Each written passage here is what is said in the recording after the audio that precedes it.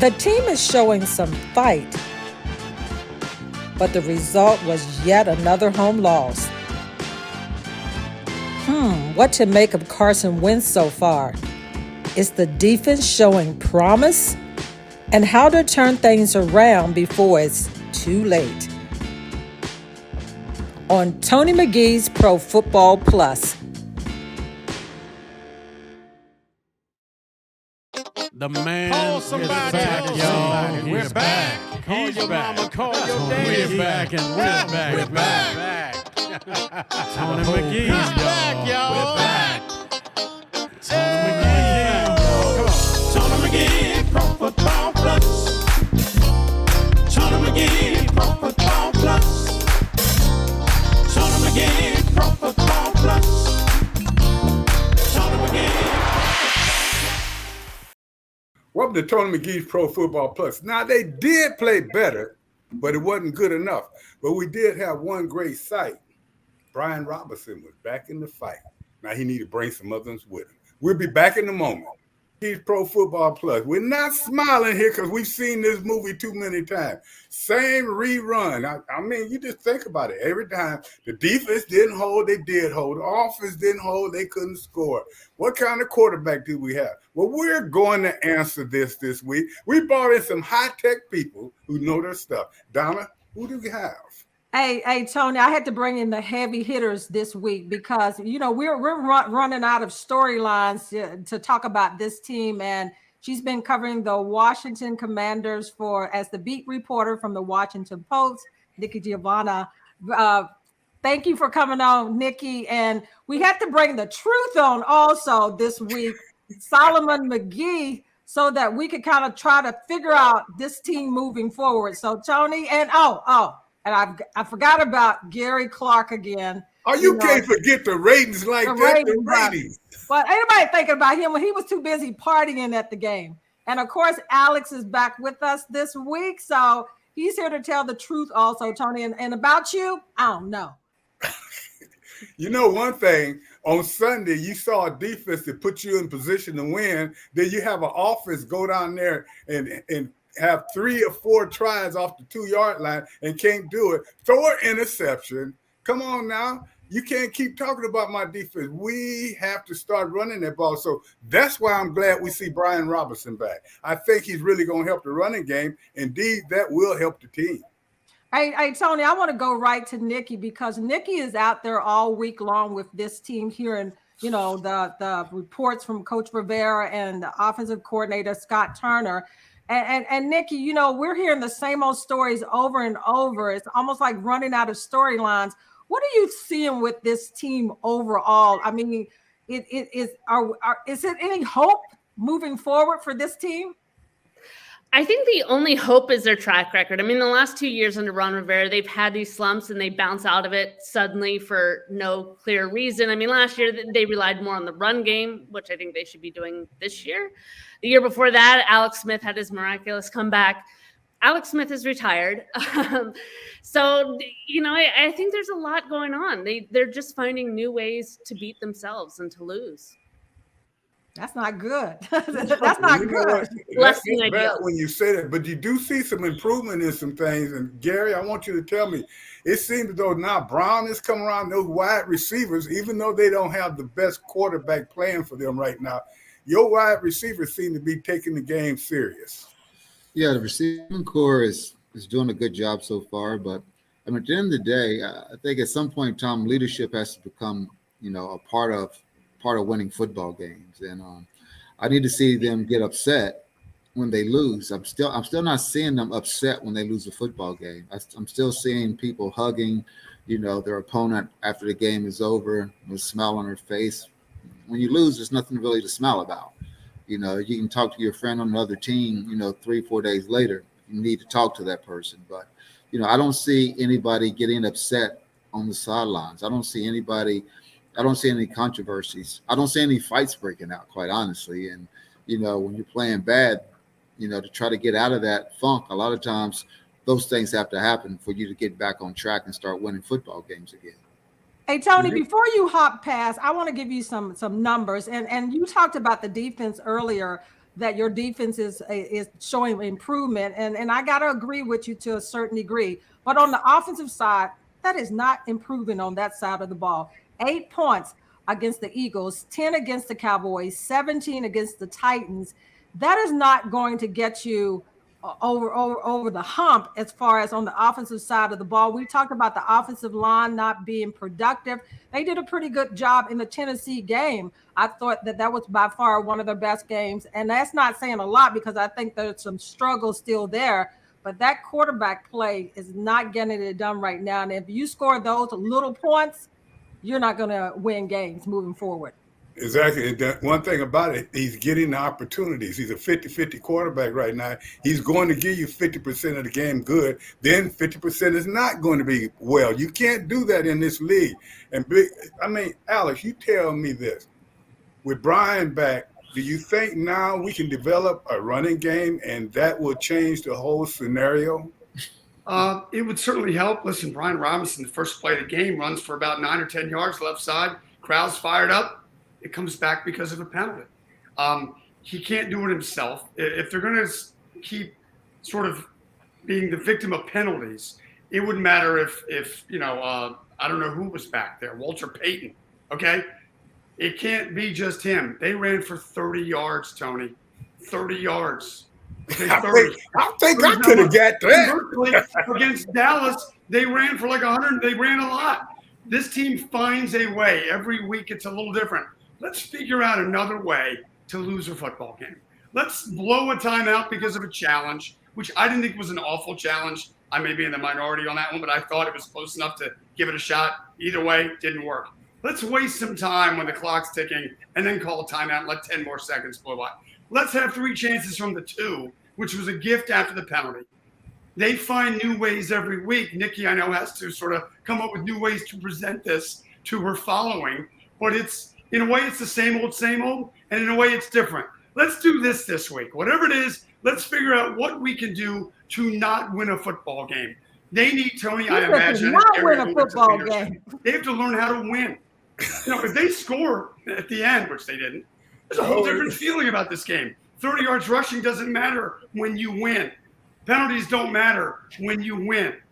But all these things add up. And when you lose, it's like whack-a-mole. What are they going to fix? The offensive line. Let's do that. Let's do the defensive backs this week. Let's do the coaching this week. No matter what it is, they can't pinpoint it. And obviously, with the rest of the NFC East playing insanely well, this is getting late early. Well, you know what? I've been with the big fella for a long time, and me and him analyze a lot of games. I want you. You must not be listening then.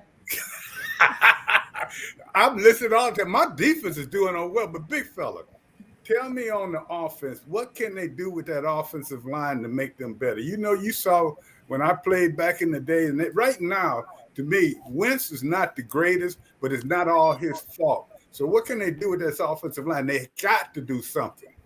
First thing is pick up your phone. There's a guy named Eric Flowers sitting out there, free agent, that we used to have that is waiting to help us out. That's the first thing I would do. Starting, pick up the phone, call Eric Flowers. The second thing is actually we have to actually start investing in our line more. I think, like somebody told me, we do a lot of patchwork with a lot of our team. We don't go and actually focus on certain positions. So, yeah, we went and got Cosme, but it's just like, once again, we do a lot of patchwork. We put this guy here, we'll put this guy there. Norwal, oh, my goodness, that was just penalty and then getting blown up. So it's just like we have a lot of loose holes. But the first thing I would do, like me and a lot of the other people have been talking about, Eric Flowers is out there still off of free agency. What is wrong with giving him a call? What's the worst can happen right now? You're exactly right about that. We may win. The worst could happen is we may get a couple more blocks and Wentz may have a little bit more time. So that may be the worst can happen, because right now they didn't do too bad, but then we just can't. Now, the thing that me and Donna was looking at, I know there's a new center, but how many fumbles did they have between the center and quarterback exchange within the first half alone? But then we will hear them on these same streams saying, we're going to get back to practice this week, look at things, work hard. I felt like that was just a total disconnect. 3 fumbles, you and your center. So that means what have y'all been practicing during the week? Nikki, you've been following not just them, as Donna asked you, around the league. And as you look at this team, you look at their position, especially in the East right now, what's the major thing they need to do right now to get back on track? And what do you see with the other teams around the East? Why the Washington team is playing so bad now?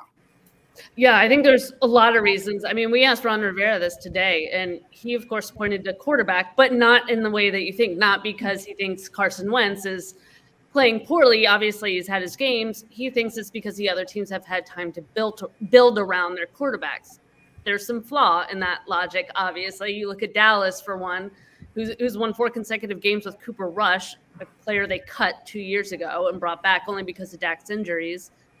Philly, yes, they've built around Jalen Hurts. New York, I mean, the Giants were last in the division last year, and now with Brian Dable in there, they're winning in spite of all their injuries. So I think other teams are finding ways to win. This team is finding ways to lose. They can't get out of their own way. A lot of the reasons they've lost are by their own doing. You know, we've talked about the penalties.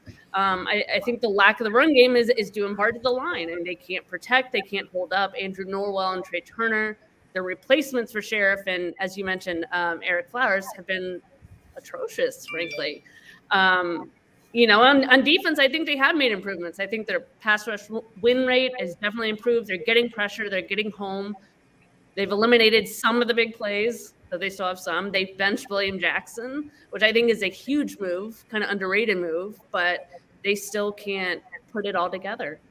And Tony, jumping on what Nikki said, when you look at this offensive side of the ball, everybody talks about the quarterback and we see how he's playing, but nobody is mentioning Scott Turner and the play calling. Now, this past week against the Titans, he went back up in the booth in the beginning of the season. He was down on the field. That was a new look for him because in the past he was upstairs. But when you look at what he did last year, and they said, as soon as we get this quarterback, you're going to see a difference in the offense. Now, the offensive play calling, you haven't seen anything, no twists and turns.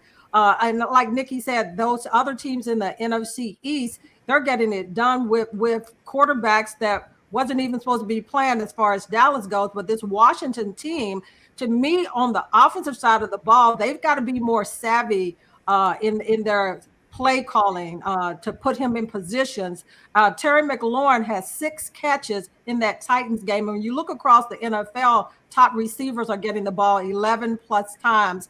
And Terry is not even getting the ball in his hand that much. And not to mention just Terry, but the other receivers also. So to me, you need to look at this offense of how you can make it better with the scheme moving forward. If this team is going to, you know, be dangerous on the offensive side of the ball to give help where it's needed on the special teams, the defense and all that, it has to start with the part of the team that's not playing well. And right now, that's the offense. No, that's the whole team. And when we come back, we'll talk about that. Oh, you know it's the offense too. Make a call for offensive lineman. I think it's a quarterback sitting out there that took this coach to the Super Bowl, and he's sitting out there. No. But we'll talk about that when we get back. His initials are CM in a minute.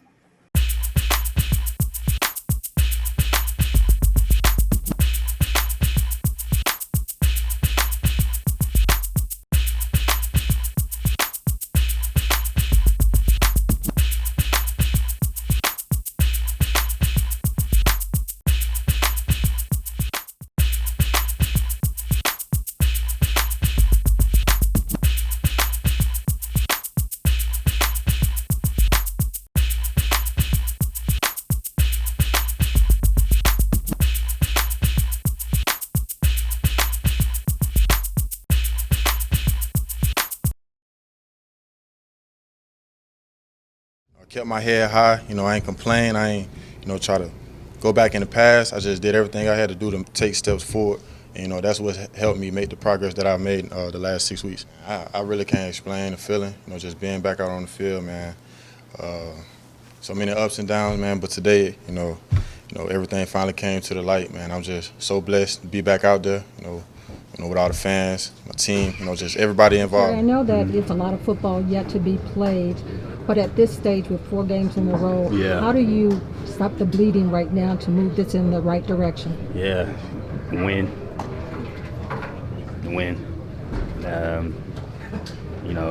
It's easier said than done, but yeah, we just got to find a way to finish games, finish drives, play more complementary football, not shoot ourselves in the foot with negative plays, penalties, stuff like that. I mean, I think that's not going to help you win games, and I think we've kind of just had a few of those type of games, those type of drives, and you can't get a rhythm. You can't play complementary football with self-inflicted errors. We know that it's a lot of football yet to be played, but how crucial is this moving forward to get this win and turn things around against Chicago? And what is the key? It's very crucial. We just got to start early. We got to start early. We know this. We got all the guys we need, and like I said, we just got to start early and begin to fight. The first play of the game, because we know what we're capable of, and soon you guys are going to see it, because we're going to eventually put it together. How close are you all to turning things around? We're very close. Like I said, we just got to turn it on. Once when the game is on the line, we did. We just got to pull it out. But I think we're very close. But the fight ain't over. It's still early. It's still very early. Now, we was in week 10, 12, and we put ourselves in a bad position. But right now we got a chance, keep fighting. All the guys, the locker room is great. It ain't been no guys haven't been down. These guys come in every day and they put the work in. We just got to transition it over on game days on these Sundays. Do you all think you all are far off from where you want to be as a team? Not at all. Not at all. It's all about all the 3 phases working together.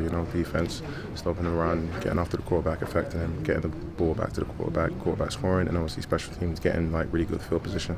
So it's just about three out of the 3 phases working together.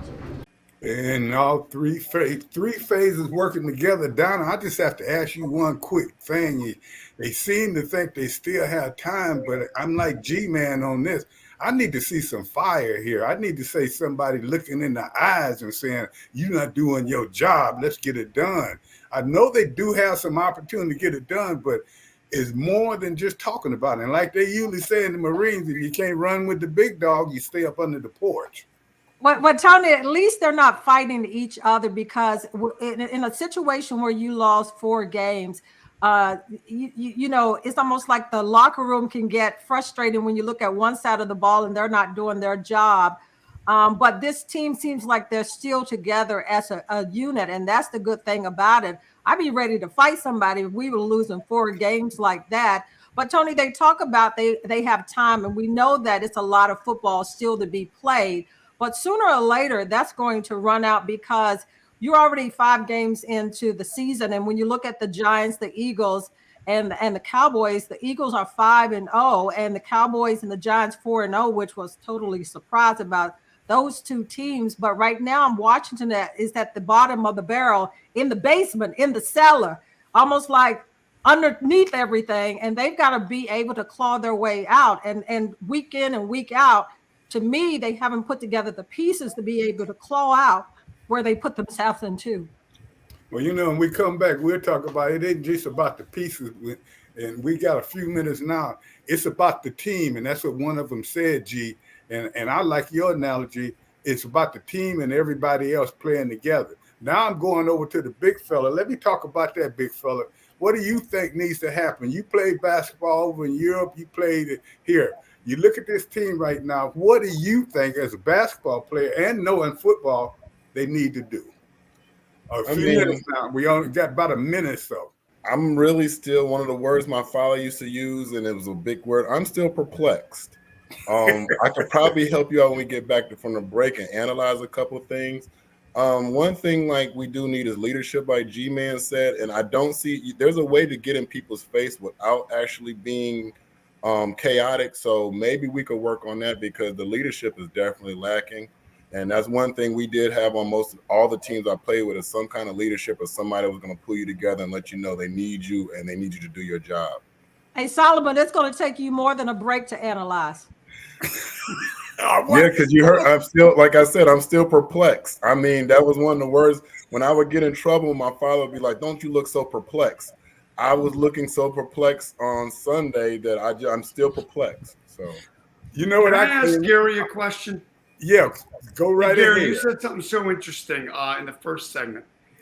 and it was about seeing guys not upset and hugging after the game and smiling after the game. And I don't know whether that's a generational thing, or whether it's a Washington Commander thing. But back in the day, I'm assuming what you're getting at is when you all lost, there was none of that. Do we think that is just happening around the league? That whoever lost yesterday, Sunday, the Bengals lost to the Ravens. Do we think the Bengals were smiling in the locker room after that game? Is this a generational thing, or is this a Washington Commander locker room thing, G? I don't necessarily think it's a generational thing. What I think it is winners hate to lose, and losers tend to be okay with it. So winners, they can't stand to lose. Competitors can't stand to lose. I mean, they die for competition. They love competition. They love to be on that stage. I'm sure when the ball was down there, I'm sure Terry McLaurin wanted that ball thrown to him. I guarantee he did. Also, if I'm a quarterback, and quite honestly, I could probably ran it in. All the receivers were covered. I could just run the ball in as well. I want it on my shoulders. So you got to be the guys who want it on your shoulders when it all counts. I want to put it on my back. I'll carry it. So we got to find guys who want to put it on their back so they can carry it. So you're not put into that losing situation. At the end of the day, you want to win 70% of the time. You love to win 100% of the time in the league, but most teams don't. Unfortunately, we never had an undefeated season. But 70% or more of the time, typically, when I was here in Washington, we won football games. So we were smiling a lot more than we were crying. Hey, Tony, I got one for you. They said I'm going to have to take it at the break, Donna, because you know what? I already let you be erroneous long enough. So when we come back, I'm going to give you that, because I want to say this, what Gary Clark said. For you fans, if you don't know what he's talking about, he just in a nice way, he said, we need to see some heart. We'll be back in a moment. When we left, we were talking about heart, and we know that's what it's going to take for this team. One thing that's happening, transpiring right now is they're going against a couple of NFC teams. They need to do well against these teams. They cannot fall behind no further. We do not want to lose face. So, Alex, as you take a look at this. Tony, no, you ain't going to Alex. I was trying to jump over you, Donna. You trying to go away from me. Okay, bring it on, Donna. Bring it. What you got? Show me what you got. Hey, y'all see how Tony tried to get off of not getting on the hot seat. So, Tony, Washington has games coming up against Green Bay, as far as Minnesota, Philadelphia, and then Houston. But before these games come about, there was some firing that happened on Monday as far as the Carolina Panthers fired Matt Rule after a start 1-4. So I know that nobody wants to talk about coaches changes and whatever. And you said that they're running out of time. Could that conversation start as far as is consideration of making coaches changes, or what's the process moving forward if this ship doesn't turn around? Okay, you look at Jacksonville last year, they fired the coach after a few games as well. He needed to be fired. And right now they feel that they've brought in enough individuals, enough number one draft choices that they should be doing a little bit better now. But to me, it's still a little bit early for that. I think you got to at least give them to the halfway of the season to see. Now, at the halfway of the season, if they've lost 7 or 8 games, it's over. So then you start making your moves for the next year. A lot of teams will probably start tanking and doing everything they can, but that's not the way to go about it. Now, as far as, and I'm going to talk around what you talk around, I'm not going to say the coaches need to be fired. I didn't say they need to be fired. I'm just asking a question, Tony. Oh, you know how you. But Tony, but look at this. Rhetorical questions are not answered on this show. But Tony, the fan base, they're losing the fan base. Washington has the lowest attendance across the NFL, and these fans before. When Ron Rivera came, they was like, oh, yeah. But right now, they're after him, and they're wanting to see some improvement. So I'm just saying, if you're losing the fan base, where do you go from there as far as these changes? The change that I would make right now, and it may not be the best player coming in, but I would put Heineke in there and let him get a chance to show us. He did well last year. Tony. I put him in. He's not there? I'm saying, wow, I didn't know you were ready for a change. Holy cow. Somebody Hey. mark this down. He's not. Isn't he sitting on the bench, Alex? I'm telling you what. You think about how he did with the team. He doesn't have the greatest talent as Wentz and all them, but the young man is a winner. And right now, you got to do desperate measures. Right now, you can't afford to fall down. And you got 3 or 4 NFC teams that you're playing right now. You haven't won with the first guy. We need to get in there and see what we got. I will say this for Carson Wentz. I think he's kind of who we thought he was. They didn't trade for Johnny Unitas. They didn't trade for Joe Montana or Tom Brady. They traded for a guy that had been discarded by his 2 prior teams. He's been okay. I mean, he's been okay. Those 2 balls Sunday, 2 deep balls were perfect. Perfect. He's okay. I think he's proven he's a legitimate starter. There's only 32 of them in the world. Alice, He's one of them. 4-yard line, 2-yard line, game on the line. I know. Even Gary's shaking his head. Gary, I think he's been okay. I don't think they thought they were getting elite Pro Bowl. I think they thought it was an upgrade over Heineke. Maybe it's not. I think he's proven to be a serviceable, and that word's awful, better than serviceable, legitimate NFL starting quarterback. His rating's about an 85. That's probably average. This is what they got. This is what they got. I don't think they're ready for a change. I know in this town, that's the first change you make. Before the coach, they used to just get rid of the kicker. Okay, they haven't tried that yet. Now, Hopkins is I up don't know that in we're there. Gary Chargers. Clark, are we there? Are we at quarterback changing time in the DMV? I don't think so. Not yet.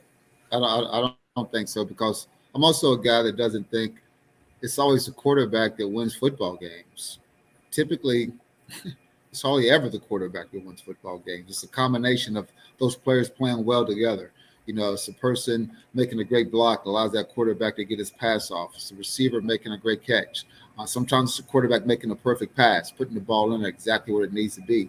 Football is a team sport. I hate when people start blaming one person for winning or losing a game. Exactly. I mean, it's never that simple. Unfortunately, quarterbacks get all the credit and they get all the blame, and it shouldn't be that way either way. I mean, Alex, you can see him. He looks like one of the best quarterbacks in the league at certain times, and other times he looks like he's not one of the best quarterbacks in the league. But also, I think a lot of that comes from early on in the season getting rocked a lot, and I'm not sure how much time you actually really have to throw the football. So I just think somebody has to put their foot in the dirt, put the team together, not the coaches. Players need to call their own meeting, put this team together, and decide, are we going to play or not play? Are we going to be a better part of history, or are we going to be the worst part of history? Because what we do have here in Washington is history. And it's history that they're going to have to live up to. I mean, we set a high bar for this team to step up to. And they have to decide if they want to step up to that bar. But I think, they need to definitely have a team meeting where they discuss this among themselves to figure out, okay, guys, are we going to win football games? Are we going to be average in football games? Or are we going to continue to lose football games?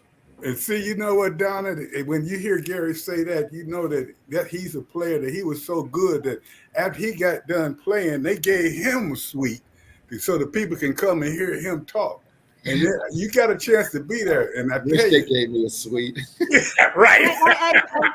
Hey, Tony, you were dead on, because it was so much history of winning up in that box.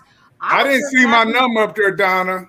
That you got to get on Gary for that. You got to get on Gary for that one. It was on the TV screen, Tony. It's not my fault that Donna did not take it of the TV screen. We ran a movie about you, brother. Solomon, help me out. Because, Tony, all I know is I was privileged to be up there, but I was being used to be able to, talk and film. He just said that, you're where you're supposed to be, behind the camera. I was like, okay, I remember that, Gary. So, but let's go to the sweet life and look how Gary lives on game day. Game day, kickoff, and the experience of sweet life with the master of entertainment, Gary Clark. This is the Pro Football Plus suite, along with Tiny, Gary Clark, and the Metaverse Sports Group. But just want to welcome you guys to our suite. Some people call our suite the party suite. I just like to call it we have a good time while we're here enjoying the game. When I scan right here, you see winners: Joe Theismann, Dexter Manley. I mean, you over there too. You got and then you got Rigos, Taylor on the opposite row. You know, I mean, at the end of the day, we try to provide the best experience for my clients, and I want them to enjoy themselves. I also want them to know a little bit about the history of the way that the Washington football team, the Washington Commanders, when I played the Washington Redskins, how we handled our business. And that's why you see the history in our suite, because it's always about the history as well. You can't have one without the other. And you know, going out there, you know, a little Ring of Fame action as well. We're all over the place. It's just history about the game. And I'm just waiting to get Tony McGee up here because, you know, he's in the mansion down in Atlanta. He don't want to come back into the area no more. He's just chilling in the mansion in Atlanta. And I was walking around. This suite has got a lot of history in it. Oh, it does. Well, there are a lot of superstars that have been in here. This number, I thought it was 78. It was on the, excuse me, it was 71 and 72.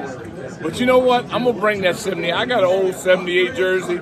I think I'm going to bring it and put it in here. How can you be up here rooting for the Titans? I'm a Titans fan, but I love Washington a lot, and they're my second favorite team. And I mean, it's an honor being with a ex-Washington player, Super Bowl champion. $20 to say that. I paid $20 to say that. So y'all got the pom-poms today? We're ready to go. What's up, baby? See you, buddy. Bruce Willis lookalike right here. That's what he does. He stands in. Literally, he stands in for Bruce Willis in all his movies. Worked on a few of them. He's the man. You know what? You really do look like Bruce. It's unbelievable. Chris Retzo, sweet owner, allows me to be part sweet owner with him. Hey, Vernon, off the playing field, you're back here again with Gary. And tell me what Sweet Life is like up here with Gary Clark. Anything that Gary's involved with, it's always going to be great. I'm just elated to be here and share these moments with him and just have a great time. So, y'all got a perfect view up here today, too. There's no view better than this right here. There's no view better than this. It's the Gary Show. What do you mean? I mean, don't tell him that. It's the Gary Show. I mean, top of the line. It's the only way he does it. He's top shelf. This is the Godfather. Everybody comes in, they kiss the ring first. Phil Sardelius, Sardi's Restaurant, Virginia, Maryland, D.C. Gets it done every single week. Gets it done. Yeah, I kiss the ring. I kiss the ring too. I'm a smart man. I'm Lois Cook. I'm a women's pro football player with the DC Divas. She's the bomb. Okay, this is the best thing ever. You have to come out. You're missing the best experience ever. I'm Tessa Wilborn with T&G Real Estate, and that's my girl, Sherelle. I'm Sherelle Rowe. I'm the co-host of the AM Rush Show and 101 Jam. So, very nice to meet everybody.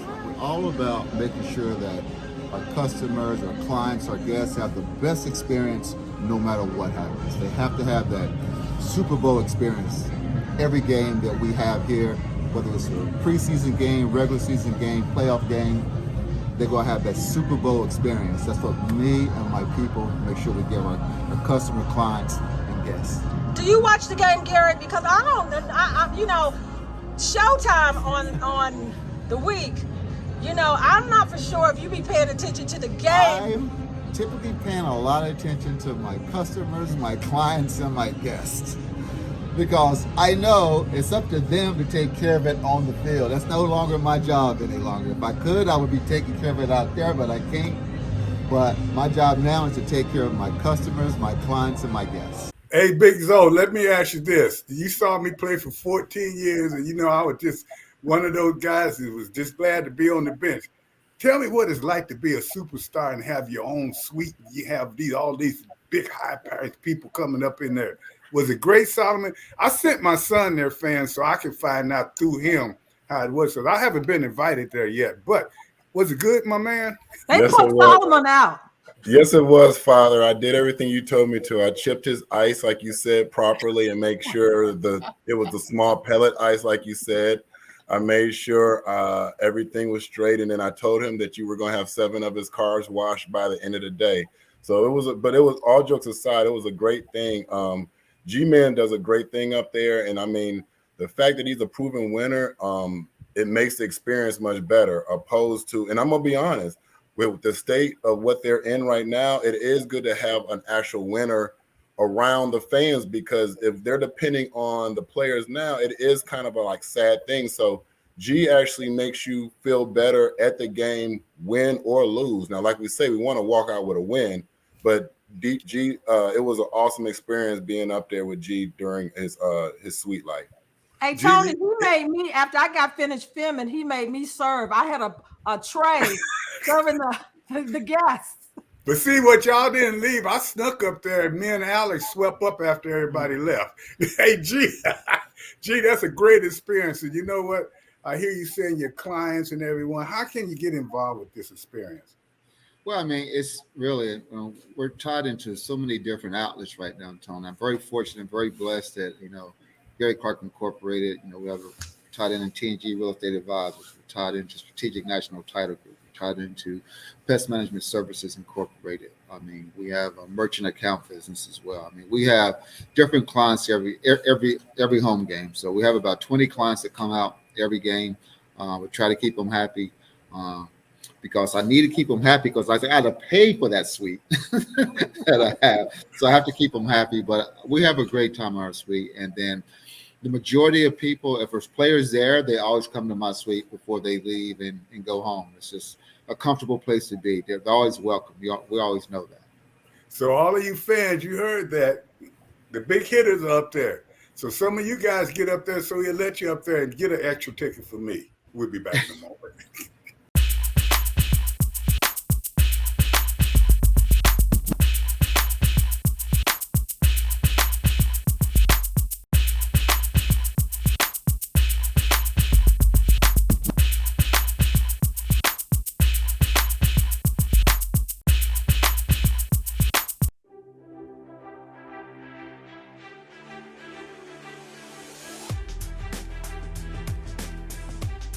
Pro Fitness for Everyone is coming at you. Can I trade that joker in for a king? 50 right there. You can do them in spurts too. At 10 and 15. Let's go. Yeah, boy. Easy. Thank God I just had 5. I know, yeah. Arms a little wider. There you go. Down the pause. Hold. Up slow. There you go.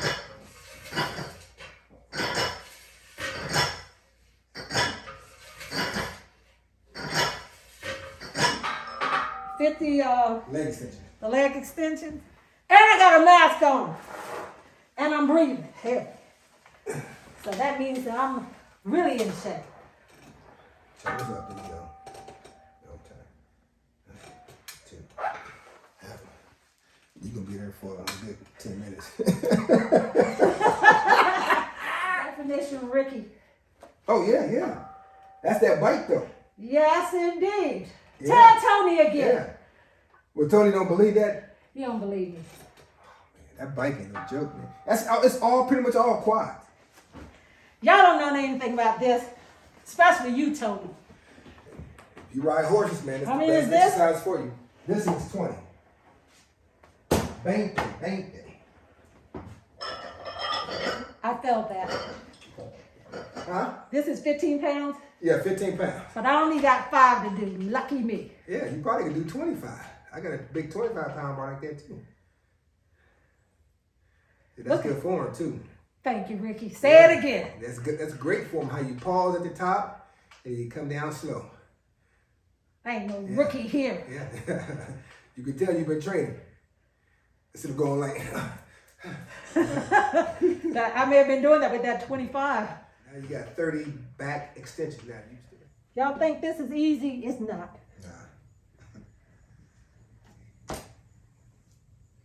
Just getting up every morning and trying to work out.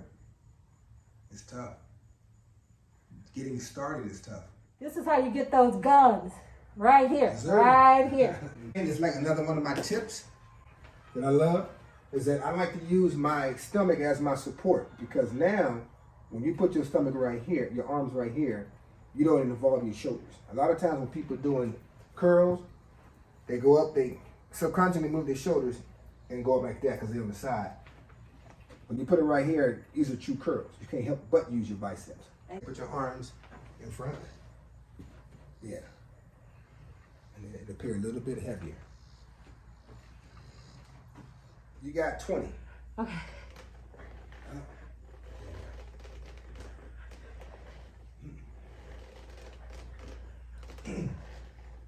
And I just got finished rolling the dice.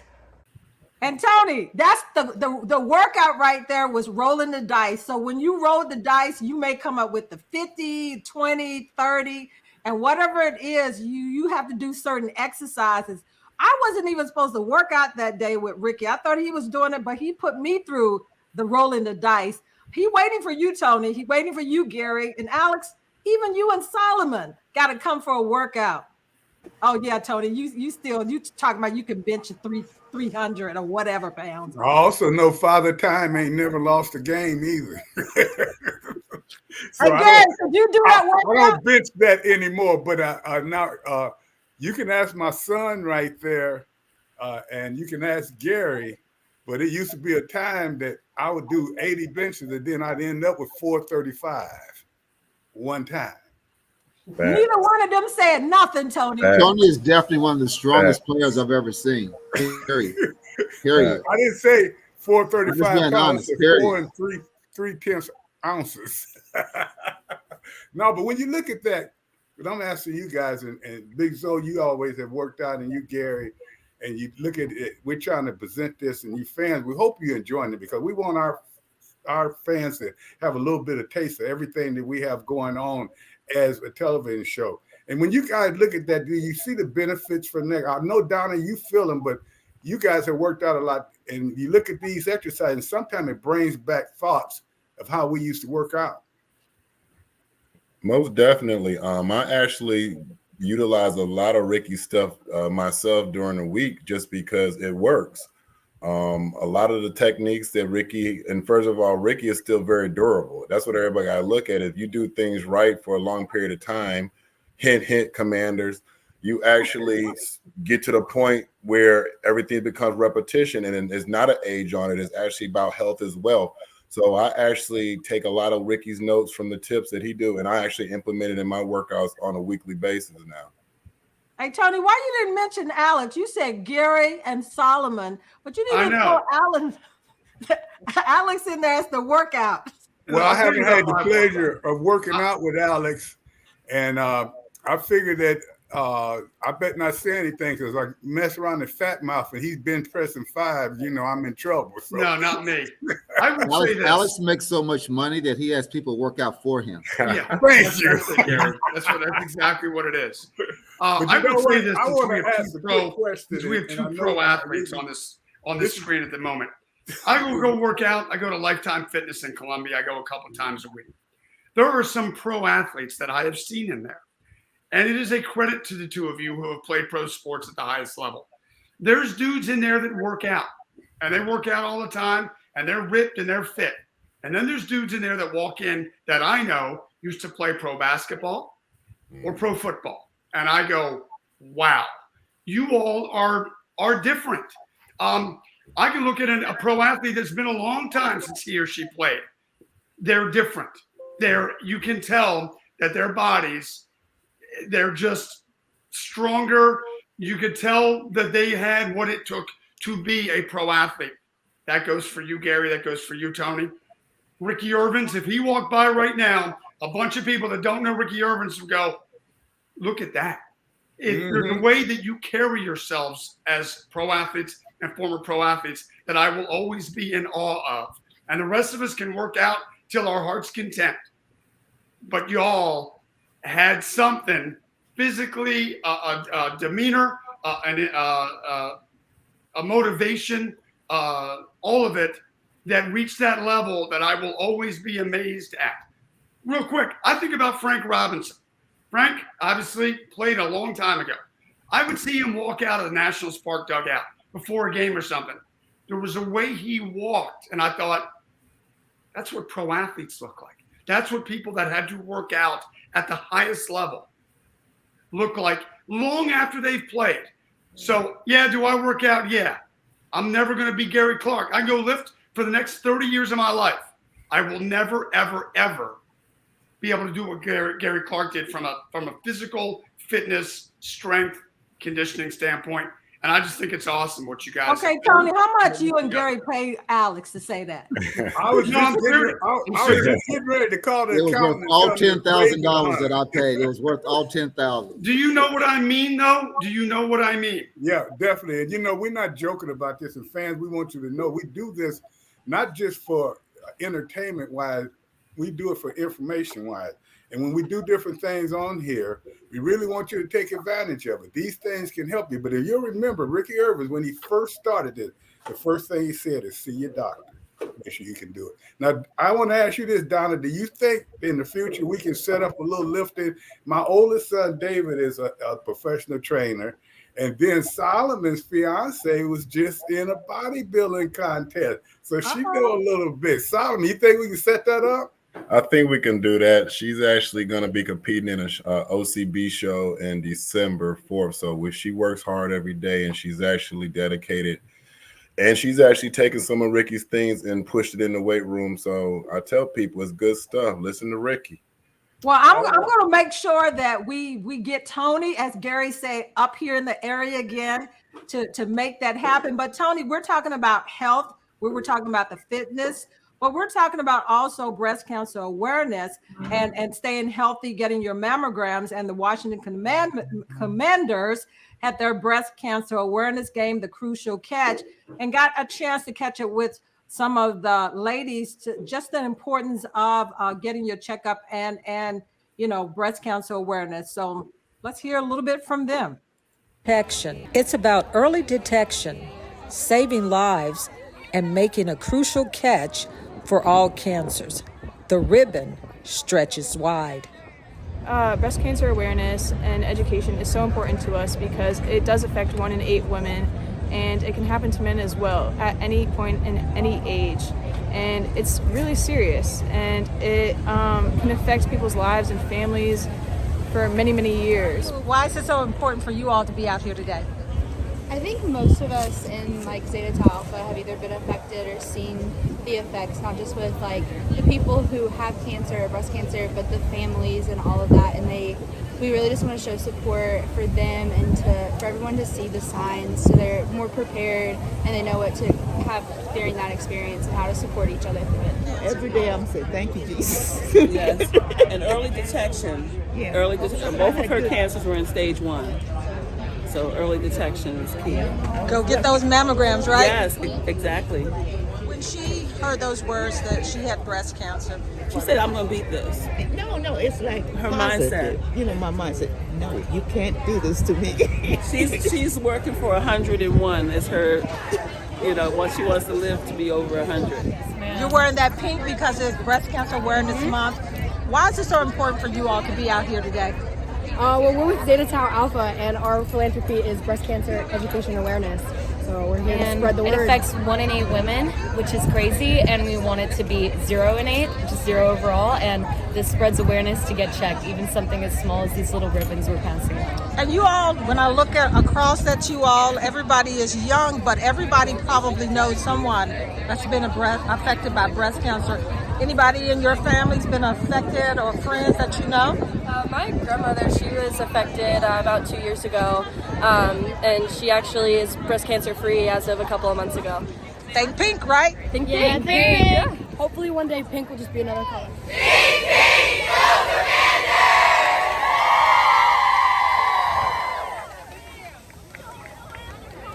Commanders owner, Tanya Snyder, is a breast cancer survivor, and the Commanders are doing a whole bunch of things as far as for education. And so I commend them for each year that they do this, and also the NFL as far as their Crucial Catch, which is for all cancers. So, I always tell people, everybody knows someone that's probably gone through breast cancer. So this is important, along with the Ricky Irvin's fitness stuff. this goes hand in hand with just the breast cancer health and in educating everybody, because hearing those words that you have breast cancer doesn't have to mean a death sentence, because I think 20 some years out from my second diagnosis. So I'm a living witness that you can live beyond hearing those words. Donna, you have a lot of things going on during this month. Can we get you to just kind of announce them every time you have something going on during the show? Oh, most definitely, Tony. I am a big advocate as far as the cancer community and educating, and also, Tony, just the amputee community too, that we've got something special coming up on down the long line as far as that. And I like to commend you, Tony, as far as for this show that gives us a platform, Gary, myself, and everybody that comes on to be able to talk about these crucial issues. So thank you for the platform that you provide here for all of us. And thank you, fans, for watching us. This, it just make my heart feel good, because we're not just a football show here. We're going to do a lot of other things, but we got to take a break right now, because you have to hear, I don't think Alice went 5-0 in the picks this week. Oh, I made a mistake. We'll be right back.